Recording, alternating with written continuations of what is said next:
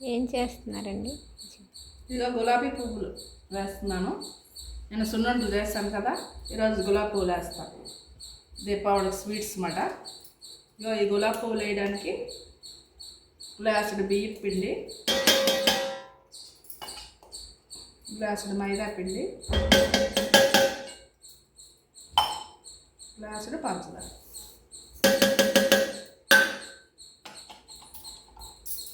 కొద్దిగా యాలకుల పొడి.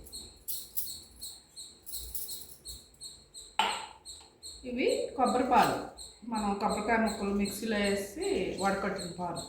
ఇట్లా కొబ్బరి పాలతో చేసుకుంటే చాలా టేస్టీగా ఉంటాయి.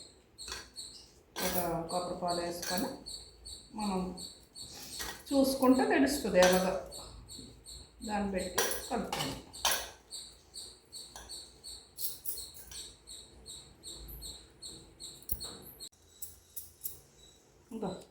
ఇలాగా కొంచెం బజ్జీల పిండిలాగా ఇలా వచ్చిన వరకు కలుపుకోవాలి. పాలు చాలకపోతే కొంచెం నీళ్ళు వేసుకోవచ్చు. నేను చాలలేదు, కొద్దిగా నీళ్ళు వేసాను. ఇలాగా బజ్జీల పిండిలా కలుపుకుంటే ముద్ద రెడీ.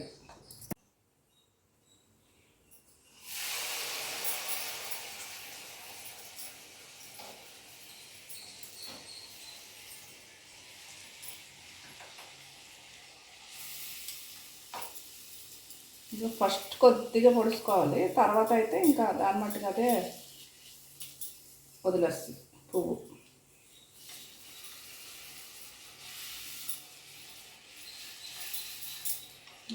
మాడిపోతుంది.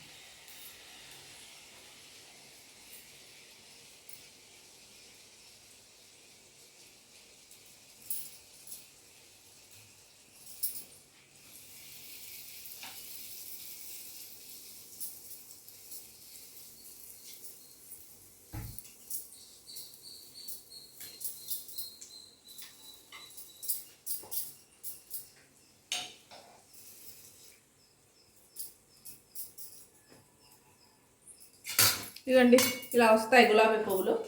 అలా కలుపుకుంటే ఇలాంటి గులాబీ పువ్వు వచ్చుతోటి వేసుకుంటే బాగుంటాయి, చాలా టేస్టీగా ఉంటాయి.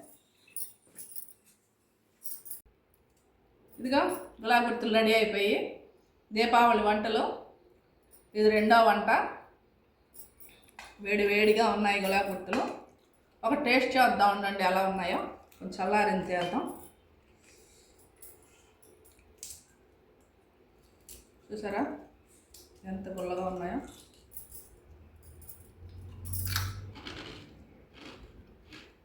బాగా పుల్లగా కరకలాడుతున్నాయి.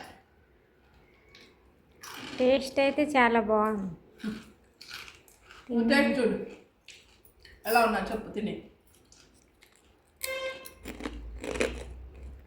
టేస్ట్ చాలా బాగుంది బుజ్జమ్మ గారు. బాగుందా? అందరూ అంటున్నారు మీరే వండుకొని తినేస్తున్నారు, మాకు ఇవ్వట్లేదు అంటున్నారు. అందుకు మనం వీధిలో అందరికి ఇద్దాం ఈసారి దీపావళికి. వాళ్ళు ఏం చెప్తారో చూద్దాము, సరేనా? నా వీడియో నచ్చితే లైక్ చేయండి, నా ఛానల్ సబ్స్క్రైబ్ చేసుకోండి. Thank you.